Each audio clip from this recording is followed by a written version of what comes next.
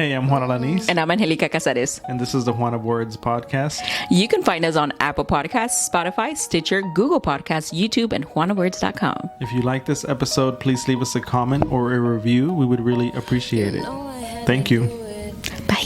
Hey guys, Juan and Angelica here, back for another episode. And you're listening to the Juan of Words podcast. If this is your first time, welcome. And if you happen to listen to another episode, we appreciate you coming back.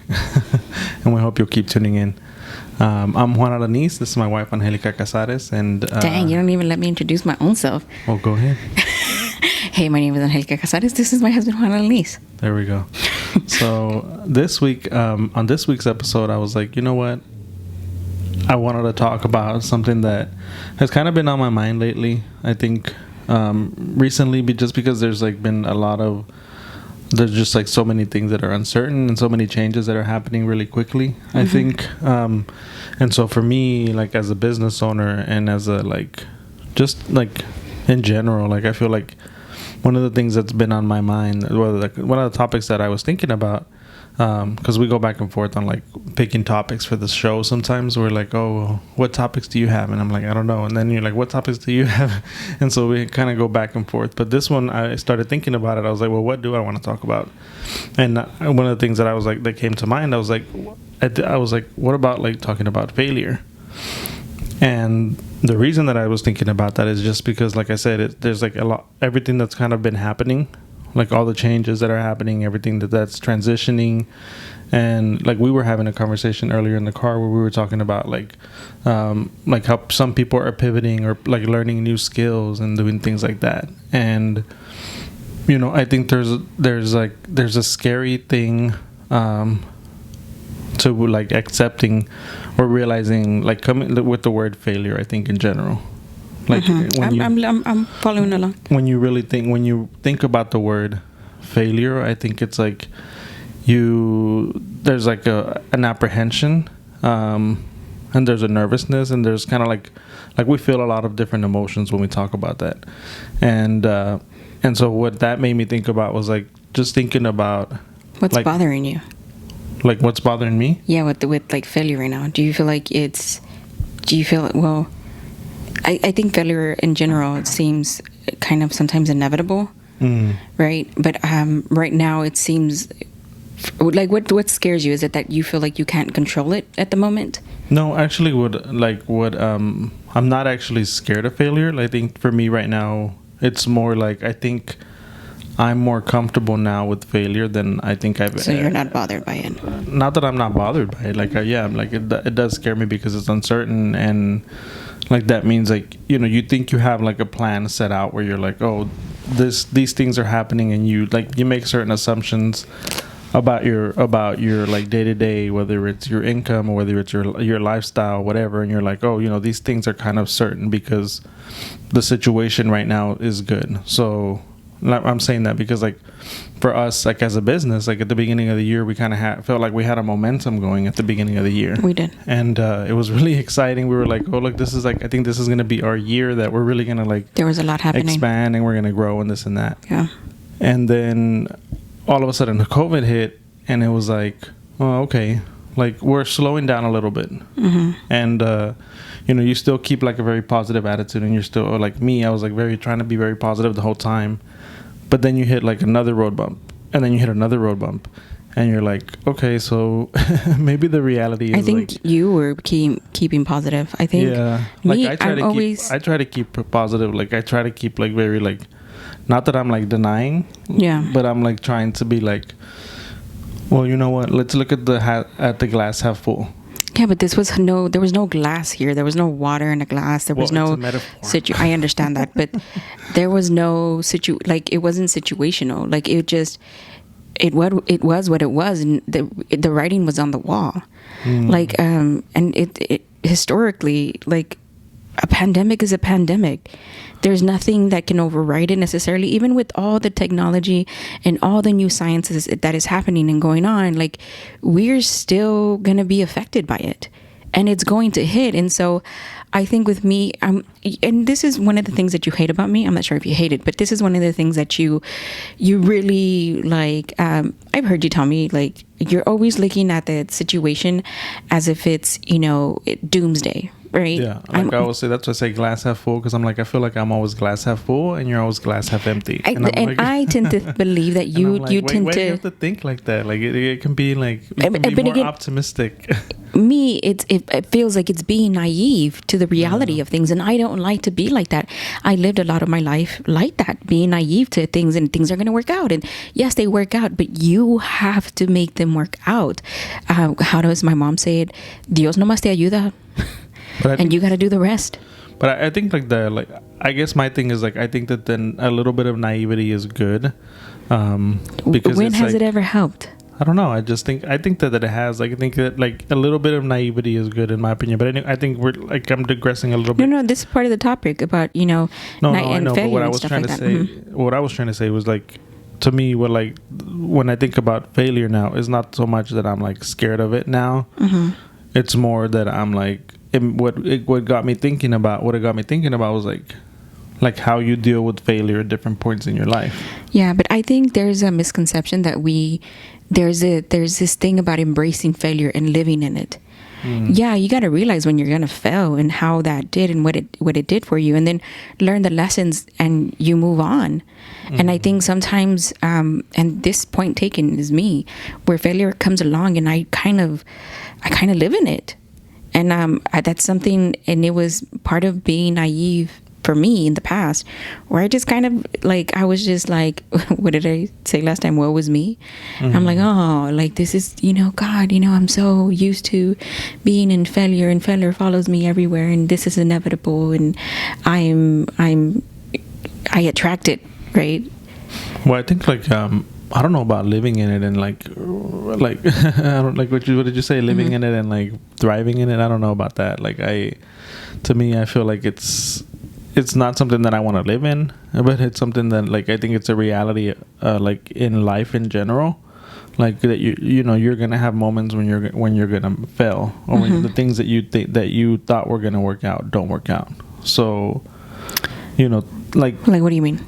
Yeah, like you think that like the things that you thought were gonna work out, like I was saying at the beginning of the year, where we kind of had this momentum and the business was going really well and this and that, and obviously those plans changed, and I don't think But here's the thing, though, it changed for everybody, not just us. No, that's what I'm saying, though.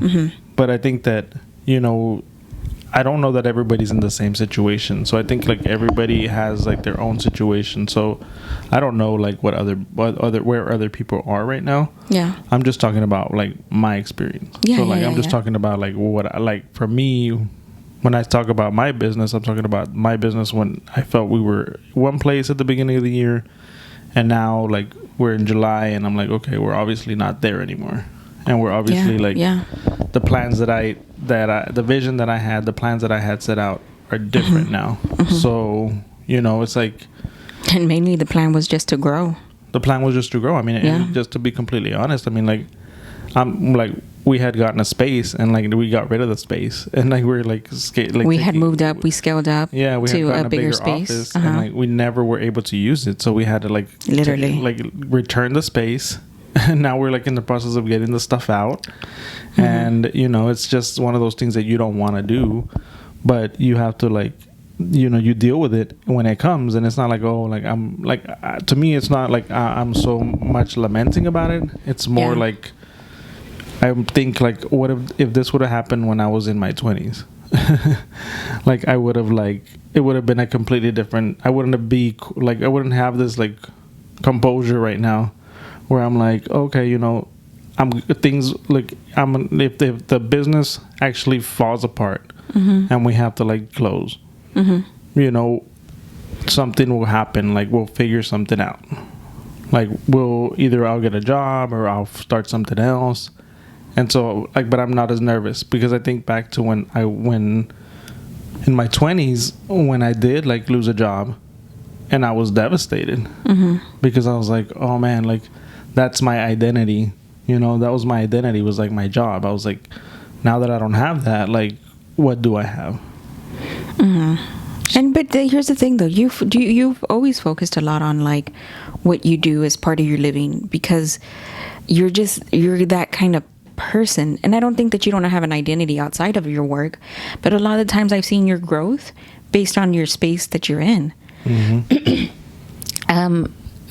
For me, and I mean, I think that's awesome. I think that's great, because a lot of people grow by working with other people and understanding how much they can do, right?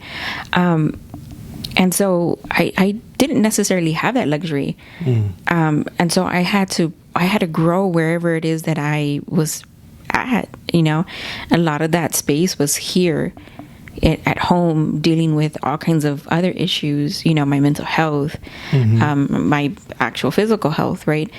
And I think that I've always seen so what I'm trying to say is I've always seen the difference between me and you. I've always seen that difference. And sometimes I do have to say, sometimes that does worry me, because I do see you being, I would hate to think that, this company that was doing really vibrant and great to go under, and you kind of live in that space and all. So because part of the conversation earlier was like, what do we need to do as individuals, I and you, in order to be able to pivot, to figure out life after COVID, after the business, after all of it? What is it that me and you need to do, right? And the stance and the things that need to happen need to start taking play now, right? What I was trying to do was that I was trying to have the conversation with you about that, and I was kind of weary about it, because I knew there was going to be some pushback, and sure enough, and I think that that's like part of the like, I think that's part of like growth too, because like, again, like I think back to like, had this happened to me like in my 20s.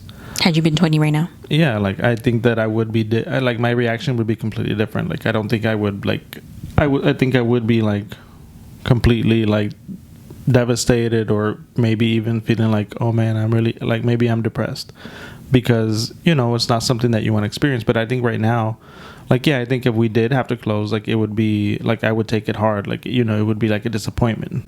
But I don't think it would be like, I don't think I would be so torn by it as I was before, like as I would have been before, because I feel like now I kind of understand, like, it's just one of those things that happens, like you're going to start some stuff, and some stuff is going to work out, and some stuff's not going to work out. So if it doesn't work out, then you continue moving forward with something else. So what do you feel like has changed then for you from then to now?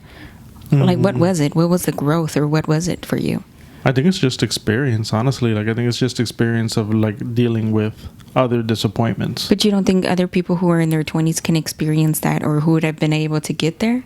I think well, maybe, but like, I'm talking about me, like, in terms of my experience, because I know there are people that are probably in their 20s that are more mature than probably I am now. But this is like, I think what I was trying to say earlier was like, this is growth too, because like in my 20s I would have never sat on a podcast and talked about like, that my business is not doing as great as I want it to be doing. And it might go under. And, I wouldn't be talking about that. But in my 40s, I'm like, that's real life. That's real stuff that's happening. And, I don't know that we're going to go under. Like, I'm not saying that we are. Like, but I'm saying, like, the possibility. There's a possibility, because none of us know what's going to happen with this pandemic at the moment. And it's not necessarily the pandemic, it's the economy that's the economy affected by because of the pandemic. So I'm like, in my 20s I would have never talked about this. But that's the thing, though, we have no control. I would have never talked about this. We have no control. Yeah, but I think now, like, I'm comfortable talking about it, because I'm like, I'm sure I'm not the only one going through something like this. So if we weren't the only ones, this is pandemic, right? If we weren't the only ones, would you be talking about it? What do you mean? About the failure of the business, if the business was going under? Would you feel comfortable talking about it? If you felt like a lot of people weren't dealing with the same thing? I'm not sure, because that's an outside scenario of kind of where we are right now. So I can say, yeah, like I would feel comfortable, but then in reality, maybe I wouldn't be. So I can't like honestly say, because I don't know. You were talking about your friend. No, I was just saying I have other friends that are in the same, that are business owners, that are entrepreneurs, and at the beginning of this, we were all kind of talking, like we were all kind of keeping in touch with each other, like, hey, how's it going? Are you doing this? Are you doing that? And I think now those conversations have kind of like dwindled, because I think everybody's kind of in their own thing, doing their own thing, trying to figure out their own situation. So, you know, I don't know. I hope that not a lot of people in the same position, but my like instinct is probably that a lot of us are probably going through the same things. Yeah. Where we're having to have those like difficult conversations, and we're having to like make those choices, like those tough choices about, you know, what can you do to like extend the life of what you're doing right now. And the reality is, a lot of us would have loved to survived, you know, the hardships of the pandemic. Yeah. And it would be, I don't know, that'd be, how did you, because the thing is that I do hear a lot of people, a lot of conversations are taking place, and I'm reading online, because this is the only way we are getting our information is online, is that some people are thriving and then some people aren't doing so great. But I have to be honest, I'm not, and I would love to see or hear that story of those that are thriving, because a lot of the times, a lot of people, they're not having these conversations, right? They're not talking about, there was that first hit, right, where people, it was an immediate thing where stores start to shut down and people just couldn't go back to work, right? But, or they were doing temporary layoffs, right, for like 2 months, and you would get unemployment and you would come back on, or you would, you know, some people were going furloughed, or some people were doing, you know, part-time, not taking full-time, and there were pay cuts to try to keep everybody on. But here we are, we're almost reaching like 4 months at this point. And a lot of time has passed, and I haven't heard a lot of the conversation as to like, who is really getting laid off, who is really like being hit tremendously. Now I've seen how some people are still applying for jobs and they're still getting hired. But this is so difficult to deal with, because it feels like you're dealing with all of it on your own. And so, you know, the conversation does feel comfortable where we talk about failure when we're kind of all going through it. But how does it look like when we're not all going through it all the same at the same time? What does failure look like, and how does it feel?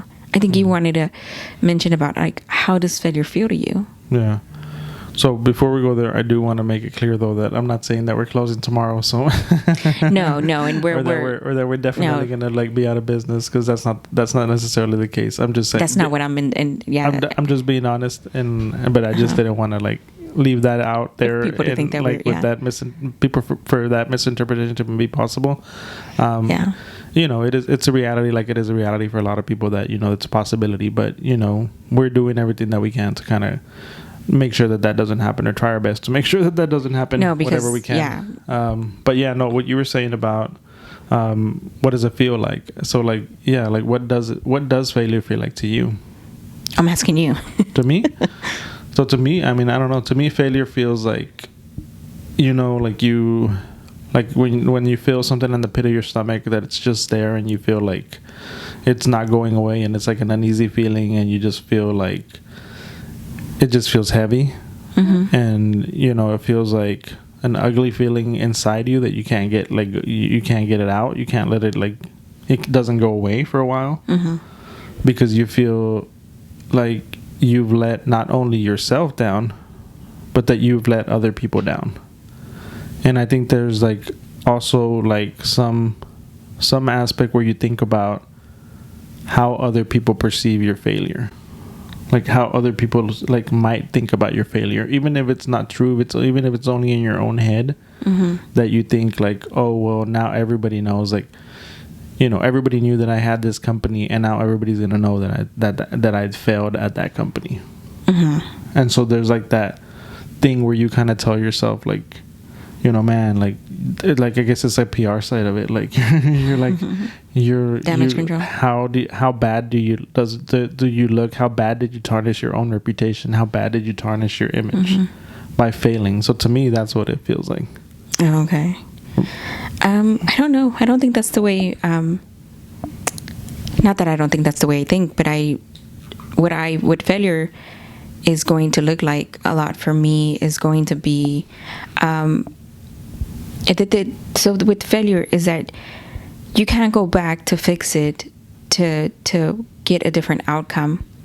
And that's the part that bothers me the most. Is that no matter what I do now, it's never going to change what the outcome was when that happened.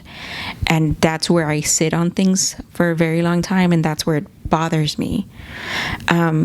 Here's the thing, I've never considered what other people think about my own failure. I am bothered what I think about it, because it was me who failed at it. And what is it about me that couldn't succeed at that? Well, I think that, like, I feel that too, but I think I'm more okay with, like, I'm okay with feeling like that about myself. Like, I'm okay with feeling like those, feeling that way, like being angry at myself or feeling like that I failed or why did I, but it makes me more anxious to think that other people are like looking at me through this glass like building, and they can see me, and like people are looking at me, and I'm like, and they're seeing me like fall apart. And that's the thing to me, like that's what I think about when I think about failure, and for me it is more like what happened, what is it that me made this not happen and made not succeed in this. And so I really take a really deep hit personally, and I crumble. And you've seen me crumble, and I crumble very fast. Where immediately you respond. No, I'm just agreeing with what you're saying, but not. You said it really fast. You're like, Jesus. That's not what I meant. No, but I do fall apart very fast when I don't succeed in something, and but I find that sometimes that I kind of sabotage myself. It's easier for me to fail immediately than to try at it and then fail. So immediately I'm like, nope, I don't want to do it. Nope, it didn't work out. Oh well, and that's it, because that's easier. Because to me, it's easier to be like, oh well, it just didn't work out because I had other things planned, and maybe I'm just somehow, evidently, I'm more important than this thing, whatever it is that we wanted to do or wanted to try, or I wanted to try or wanted to do, and it didn't work out. To me, it's easier to be like, oh, But see, that's what I dread, is like when people would ask, because people inevitably are going to ask you questions. They're going to be like, oh, so what happened? Or so what was the situation? Or what went down? So like people are going to ask you, and whether it's well-intentioned or they're just curious or they're just making conversation, they're going to ask. And so to me, that's the part that is like, that I'm like, ugh, then I have to go and explain it and this and that. And that's the part that makes me feel like uneasy about the whole thing. But I feel like when it's with me, when I'm like, if I'm the one that's disappointed, like I know how to like pick myself back up. Like I know how to like, I'll binge watch for like 2 days or something. And then I'll start, and then I'll feel like back. You know how to deal with it. And then I'm like, okay, now I've soaked enough in my like own like self-pity. Yeah. Now I can like start like trying to think more proactively. God. I can drown in pity. Yeah. And that's the thing with it. Can you stop agreeing with me so immediately, please? You're like, can I get a break here? Hello. Jesus. I can drown in self-pity a lot of the times, and I have a hard time with my own reflection of myself. Oh God, I'm having epiphanies here. I'm like, Jesus. But I do. I'm not that I'm like my worst critic, but I am like just all sorts of bad for my own self. I'm my own toxic friend. And so it's just me who I fear and what I think about myself when it comes to failure. And that's what it feels like for me. I feel like you know yourself so much better than I do. So like, than I know myself. So I feel like I would think that you would know how to manage better like your own like disappointment or failure, like if you were upset about your own failures. Yeah, you know what I do? Nothing. That's how I deal with a lot of things. I do nothing, and that's where I don't want to keep staying. And so that's why when you brought up the topic of failure to me, I was like, oh man, I don't know if there's a lot I can say, because I feel like failure is kind of my best friend. Okay, but I think you're kind of talking about that. So do you feel that when you were younger, like if you were when you were a kid, like you think that the way you were disappointed about failure or you felt about failure was different? Or was it only maybe the things that you were that you failed at that were different? Oh no, this stemmed from childhood. So you've always felt the same? Like, you don't think that your like reaction to failure has like evolved at all throughout the years? I'm better at identifying it. And I can see it coming, as opposed to feeling like I was sideswiped constantly by it. But when you were sideswiped, did you back then? Did you feel like you fell apart more easily, or now do you like you feel like you don't? No, I was definitely a stronger person growing up. I dealt with failure forever, right? Not only my failure, but the failures of my upbringing and the failures of other people that had nothing to do with me. But it affected me, like directly and indirectly. And so I think I dealt with that a lot better. I think it wasn't until my teens that I figured out that, when you figure out that, like, whoa, life is kind of supposed to be lived with amongst people, right? Because you can't be like living in the wilderness. No, like I was always like, I wasn't sheltered, but I sheltered myself. You isolated yourself? I did. So I lived across my middle school.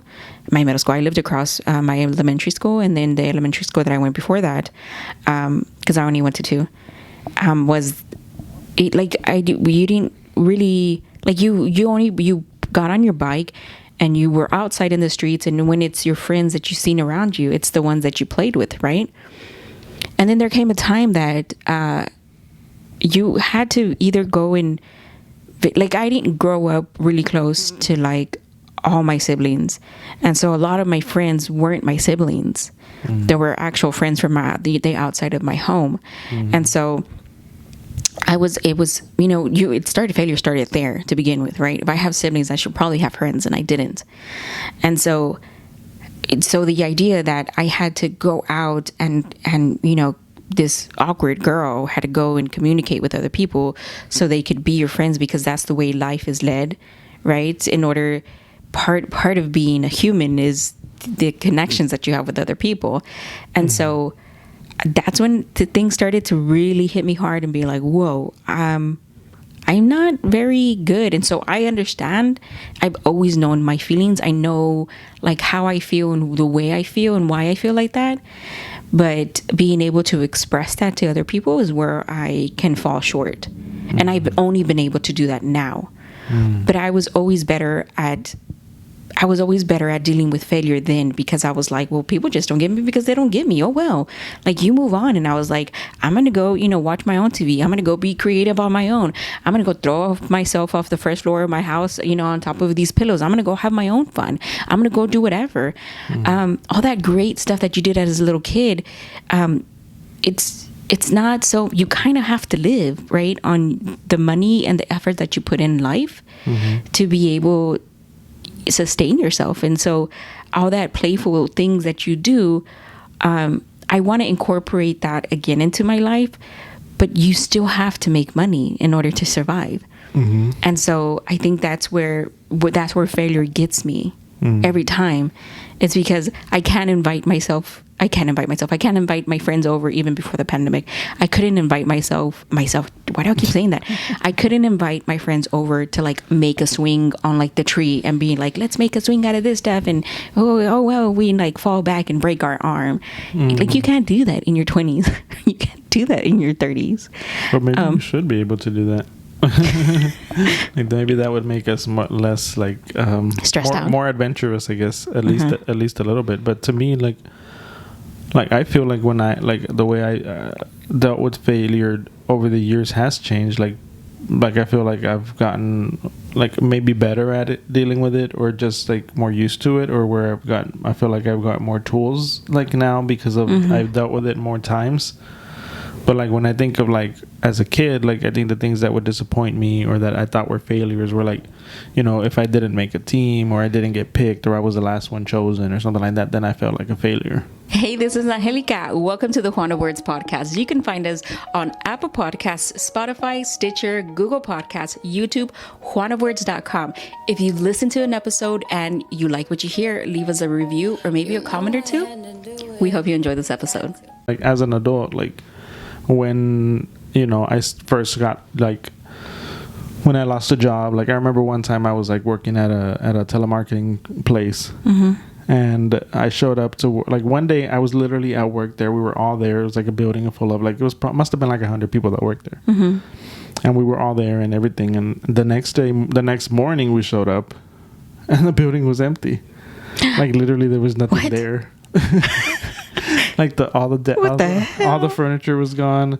The sign was gone. So everything. What was there the day before was no longer there? Literally not there the next day. Okay, what job was this again? It was a telemarketing job.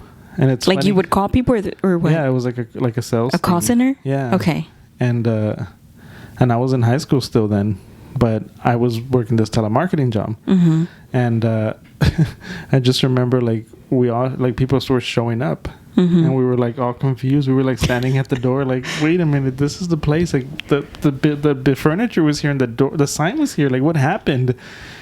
And that was like my first like taste of like losing a job, like, you know, where it was just kind of you weren't even fired. Like they fired everybody at once. It was just they closed. It was like one of those, like, I guess it was like, I don't know if it was a scam or it was just like one of those places that just, you know, like maybe got in trouble and they didn't pay something and they just left and they took off. Yeah.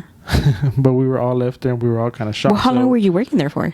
I was only working there for a couple of months because I was still in high school. For a couple of months? But you had gotten paid before, right? Yeah. From them. We did get paid. So it was a job. Yeah, it was a job. And like afterwards, and they just disappeared. I was able to go and file unemployment and everything. And I got unemployment and everything for a little while. But it was like a sense of failure to lose that job. Like I was like, oh. But that was inevitable. They left. It's not like everybody was there and they kicked you out and fired you. You know, I like imagine like I was in high school and I was making more money than like I would have made at Walmart or any other store. And so to me, I was like, I was doing good. And so you were getting paid more than like minimum wage. So like you I thought I was doing well. Like to the point where I was working with all adults. Like I was the only teenager there. Oh, okay. Oh, wow. So all those people who like had families, they all lost their job at the same time. So like everybody there were like everybody else besides me probably were adults. And that was like a first thing. But then later on, when I lost other jobs that I really liked, that was too like, oh man, like it was also like a sense of failure. And I did take it like very personal, like, you know, like it was like they didn't want me, like, or they were letting me go, like as a person, not necessarily because they needed to make cuts or because they had like a budget cuts on their own, but it was about me, like, oh, you weren't good enough to be there, so they let you go. So that's the way I was taking it then, in like my 20s and my 30s. And then I think now is the only time, that's what I was saying, like now I feel like it's not so personal.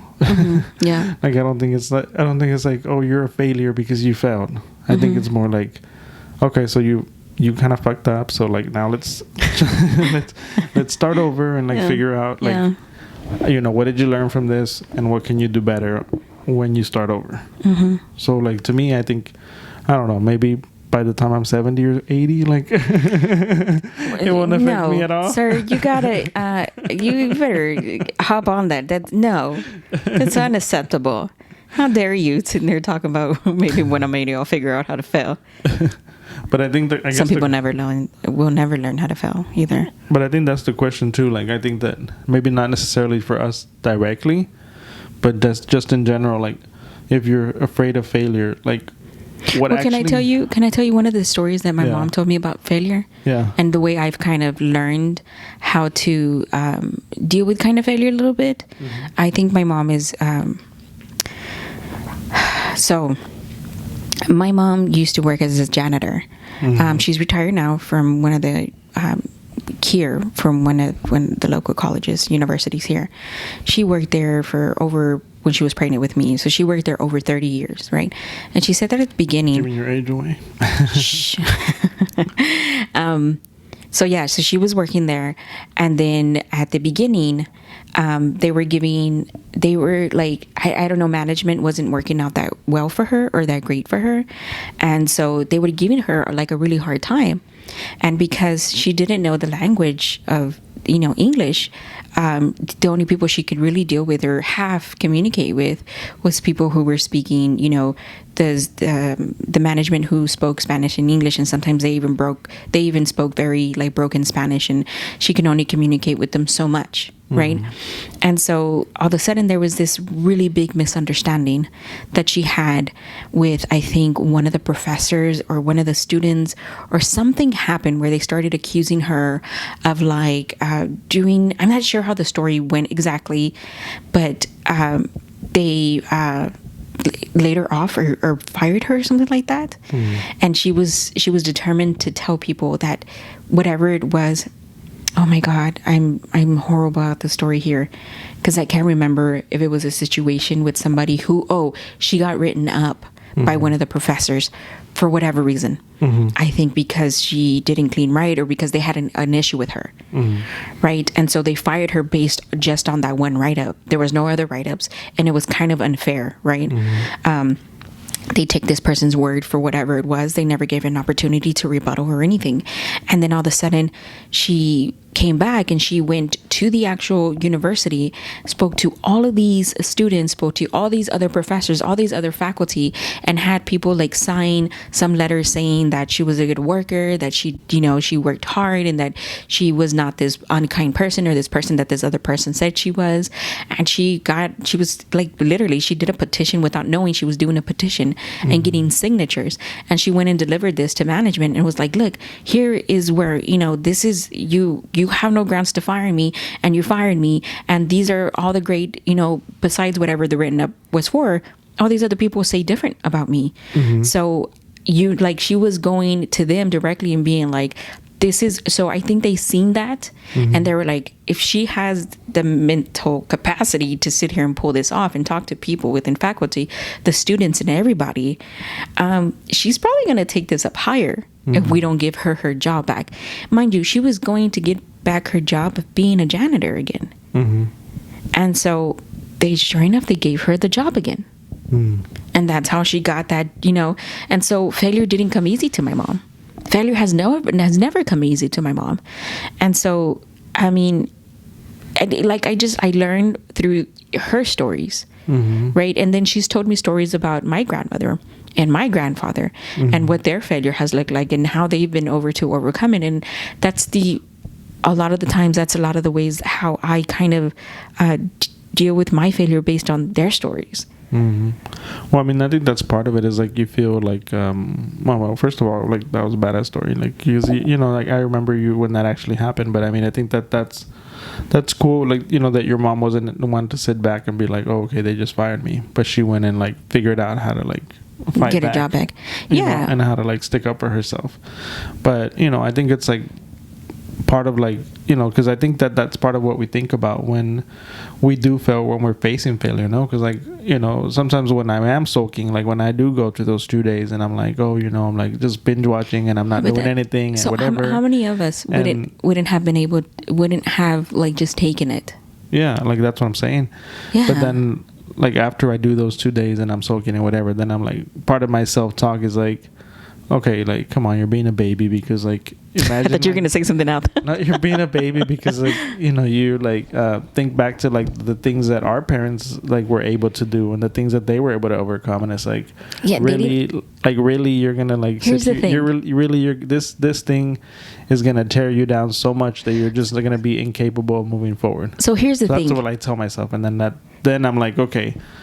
All right, you can do this. Like you. So here's the thing, Juan, is that their failure had bigger repercussions. Their failure meant that their family was not going to eat. We know that if we fail at something that we see so high and mighty and important, that our failure it's just like success looks a little bit different for us, right? We know we have the capacity just to go simply work somewhere else, right? A 9 to 5 where you clock out, you leave work at work, and you come home. You don't bring that, right? But where it matters, and you know that the job that you're doing is going to make an impact ultimately, it hurts more when you fail at it. It hurts more when you get fired, 2 get laid off, or 3 get or you have to depart because you just can't deal with it, right? And so the thing is that it's a lot harder to accept, I think, the fact that we are letting ourselves fail So I feel like sometimes we perceive as if this job had more responsibilities and our impact was going to be bigger, that if we didn't do it right, or just it didn't work out, then it hurts more. But I guess their failure was more like, this is survival. Like, failure is not a choice. Like, I cannot fail because my family cannot eat. Yeah, I guess because the options weren't they didn't have as many options. There were no options for them, basically. Yeah, to like, as an alternative. Like, so yeah, no, I think that's part of it too. But I think also maybe when you fail, like if you fail, you also feel like there's like a thing of where you feel like you're not only failing yourself, but maybe you're failing like your like future of like your family. Like maybe you're like your legacy or your history, or like you're like, wait a minute, like if I was able, if my parents were able to do all this, and their parents were able to do all that, like, is it really going to stop with me? Because I lost this job, or because like this business closed? Is it really going to stop with me? Or like, is it in me to like, should I know better because that's what I grew up seeing, that's what I learned, that I should know how to survive. Yeah. So I think that there's like, maybe there's an air of that in there too. Yeah. Here's the thing. I think our families they've definitely taught us the hustle. They've definitely taught us how to do what you need to do because it needs to get done. But I think maybe there's a lot more to be learned because, like I said, failure was kind of like, failure looked different for them. Failure was, was going and overworking yourself, making sure you didn't fail. Or failing was if that job, like if you needed to go, if you had a good job and they let you go, it was more like, oh, you go out and you drink yourself away. You know what I mean? And so it was different. And we're trying to navigate something that never happened. And I think that's part of the question too. At the end of the day, like I think that's like, at least it's helped me, like where you ask yourself like, so if I do fail, then what? Like, then what happens? And what is that then? What does that look like if I do actually fail? And I think, you can be afraid of that response. And I think like a good example is before I left my last job, my real job. My real job. This is a real job. What? Where I wasn't working from home, and I wasn't like, but my last job where I actually clocked in and out, and I actually went to somebody else's business. The last job that left, you were hired by somebody else. Yeah. Okay. Like I felt like I'm making a good living, a decent living. I've gotten accustomed to certain things. I like the way. Okay, instead of not faucet water but bottled water. Yeah, is that the good way of life, Juan? I was bugetto at that point. I was no longer just ghetto. I was bugetto. But like it was like I was like nervous to leave because I was like, I had gotten like used to certain things, or like I had like started enjoying things that I had never enjoyed before in my life because I was able to do different things because of this job that was like, like probably one of the more senior jobs that I had. And I liked it, but it was senior scary. Jobs that somebody else gave you, not a title that you gave yourself. Yeah. And it was scary because I was like, I would think about like, if I leave, then what? And that was always the thing that stopped me, because I would think like, then I'm not going to have my insurance, and I'm not going to have my paycheck every 2 weeks or every month. I'm not going to have this. I'm not going to have that. I'm not going to like have I'm not going to have my big office. I'm not going to have my big view of the freeway and like the freeway. Like, my big view of the other office across the street. I'm like, I'm not going to be a VP. I'm not going to do this. I'm not going to do that. Like I was like, all those things that I was like was holding on to, that I was like, I was scared to let them go, because I was like, then that means I have to like start from scratch. And that was the scary part to me. It was like, that was when I really sat down and thought like, what if I do this? And it wasn't like a failure that I thought, but it was, I guess in a way I did think of it kind of like a failure, because I was like, if I do leave this job, like I turn my back on this job and now I start something else that I know I'm going to have to struggle at the beginning. Like, what does that look like? And it wasn't until we like actually had to like be honest with myself and like, okay, what does that look like? And then we had the conversation, I think a couple times, where it was like, okay, but we know how to survive. So we've always said this, that like, we've been, why are we knew scared? we were poor. Yeah, we were born poor, and so there's no reason, like, we know what it looks like, what it feels like, and what it tastes like, right? And so being poor is something that we know, and so it's not something that we should be scared of. Yeah, I mean, it doesn't feel good to be like, no, it doesn't. I'm gonna go all the way back. No, it doesn't. But then there was some comfort in knowing. It is. There was some comfort in knowing, like, you know what? If you do have to do it, you know how to do it. You've done it before. So I think that there was some like reassurance in that. Maybe not comfort, maybe just reassurance. And so now, like, I feel like the same way, like, I mean, when we were together, some reassurance in that. When we were together, we were poor. Yeah. No, we were poor. Yeah. I don't think you understand. Like, we were poor. Like, we had. But compared to where we came from, like where we started, like with your parents or my parents, like we were like not as poor as we were back then. No, definitely, we had a few comforts. You saw where I lived in McCook, so no, but that's what I'm telling you. We had, mind you, we had a few luxuries, more than our parents did, for sure. But no, we were poor. Like, statistically, like on paper, like we were below the poverty line. Yeah. And so, I mean, we weren't poor like our parents were poor, but we were poor and we didn't have a lot. And I think that was one of the conversations that we kept having, was that, like, we know exactly what that feels like and what that looks like. I mean, it wasn't comfortable. We fought a lot about money. We fought it because there were things that we couldn't navigate it because we didn't know how to navigate it, and we didn't know how to make more. The other thing is that we were pretty financially stupid, is that we didn't know how to manage our money. No, there was no money to manage. That's what I'm trying to say. But even at that, I felt like, at least I was like, where I didn't know how to because that's what I would always think about. Like, how did my parents make it with so much less money than I had?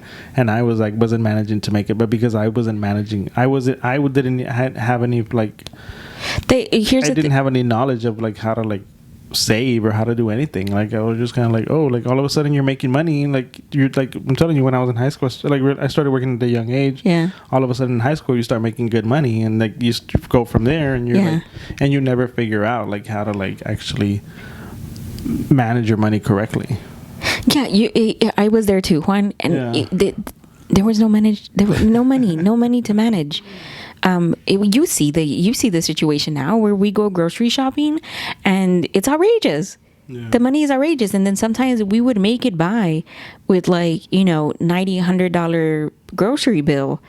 And then I remember we would even fight. I'd be like, Juan, like, I have to take a break and I'm going to go get like a $1 burger from like McDonald's. And you're like, we don't have that money. I'm like, well, there's nothing else. What do you want me to do? Like, I can't help this. Like, I don't want to go open in my fridge and feel bad about what's not in there. So excuse me while I go buy this $1 burger. Like, leave me alone. Like, we would make it stretch. Like, we would all eat, me, you, and Edgar would all eat with like less than $10. Yeah. And we'd make sure like that would like happen. I mean, we ate a lot of pasta, a lot of bread, a lot of rice. And you see the situation now with what that grocery bills look like. And so it was difficult. It was really, really hard. And so what am I trying to say here? Because I'm like, I'm thinking back. We did. I'm thinking back on it, and I'm like, oh, I don't want to relive that moment.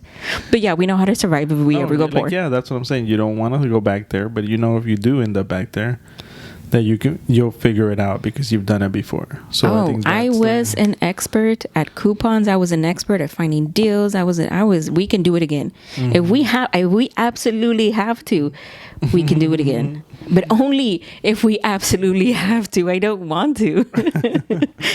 No. So on that note, anything else you want to say or you want to add about failure? No, I'm just reminiscing about what life was like for us at the beginning. Yeah. And who knows? You never know where you're going to end up. Don't say that. No, yeah, that's what I'm saying. Like, you never know where you're gonna end up. Like, you could go back there, or you could like win the lottery tomorrow, and you could be like, "Hey, yes, that's the optimism." Okay. Yeah, that would be the optimism there. Yeah. So, anyway, ay Dios, this was an interesting topic. How do you know we were gonna hit it like that? Yeah. Nice. So, yeah, this is again, Juan and Angelica. We're gonna go ahead and sign off. And actually, we're getting ready to wrap up our first season. This is our first season. We started doing the podcast and we didn't even know we were going to do seasons or not, but we've been talking about like season 2 and like looking at a season 2, and I think for season 2 we want to bring in some guests, and we want to start like maybe bringing in some people to talk to them and see if they want to talk to us, and having just the same kind of conversations, but maybe adding a few people.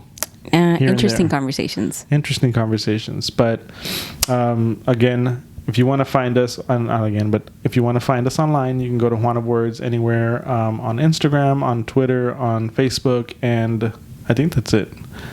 Yeah. So find us there, and if you want to leave us a review, we would greatly appreciate that. But until next time, we'll see you later.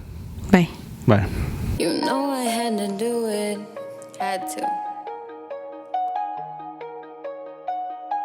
You back up on your bullshit, don't belong to me. You acting all sleazy, I don't like what I see. I got all the game, don't get fucked in your brain. I can do you worse than you ever.